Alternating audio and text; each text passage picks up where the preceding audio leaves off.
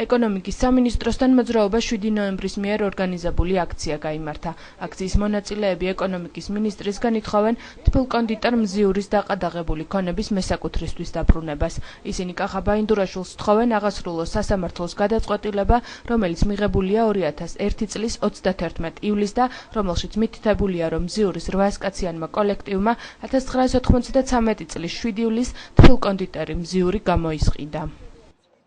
ჩვენ მოვითხოვთ ბატონ პოლიკაშვილთან პირდაპირ, რომ აღასრულოს სასამართლო გადაწყვეტილება, რომელიც მიღებული არის 2001 წლის 31 ივლისის გადაწყვეტილებით.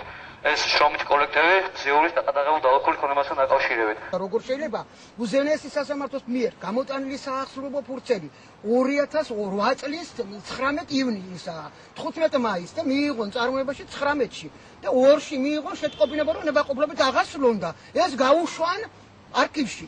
არის თუ არა სისხლის სამართლის დანაშაული და ბატონ მინისტრი მიმართავ, რომელიც ახალია და საქმის კურსშიც არ არის ახდება. კეთილ ნებას ველოდებით, რომ მოხდეს სასამართლო გადაწყვეტილების აღსრულება კანონ დაქვემდებარებული. დაგვიბრუნონ ქონება 800 კაცს, რომელიც გამოვისყიდეთ 93 წლის 7 ივლისს 800 ადამიანმა და რომელიც ხელმეორედ ძალიანად ყალბ დოკუმენტებზე დაყრდნობით 94-16 წელს გაგვიყიდა ჯერ ქონების მართვის სამინისტრომ და ამ სამინისტრომ ვერ გამოვეტიეთ მოგების შემდეგ.